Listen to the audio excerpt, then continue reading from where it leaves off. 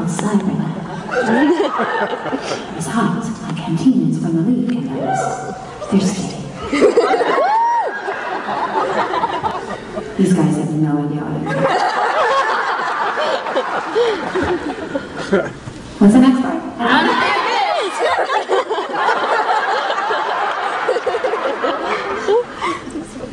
What did I do? Oh, I what was this? I gotta get out of here!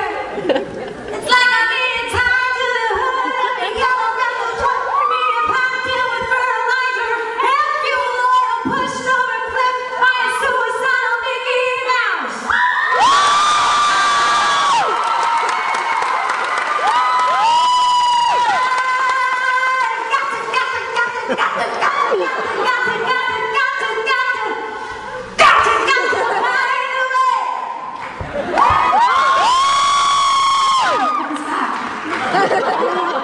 You always have these theater nightmares. I just had one the other night. I just had one like, I think it was 2 nights ago.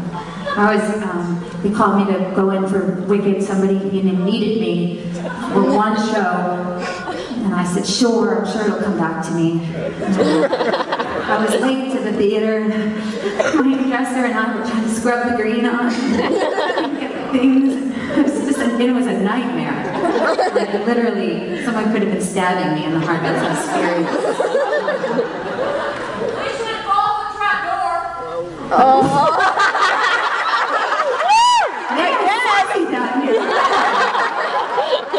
I did fall through a trap door.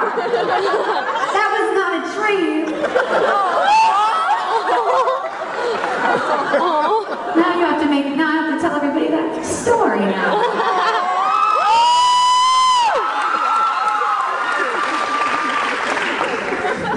At least you didn't fall through a trap door.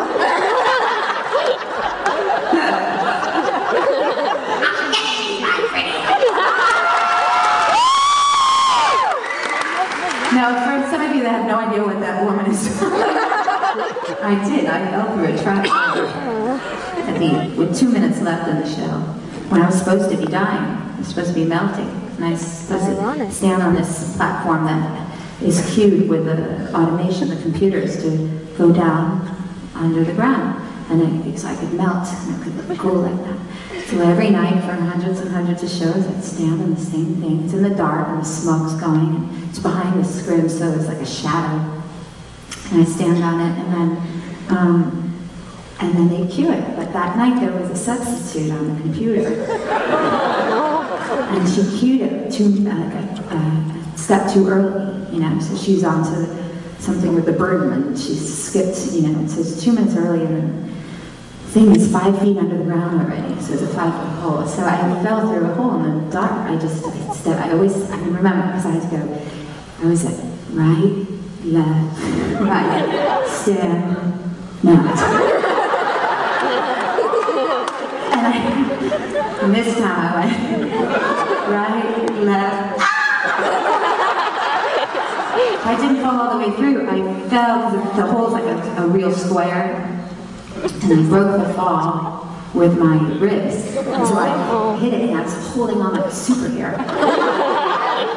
So I didn't fall all the way through. And then the stage manager came over and pulled me out this way. And I didn't know what happened because I couldn't breathe. And I thought maybe I punctured my lungs or something. And so I was like, you have to stop the show.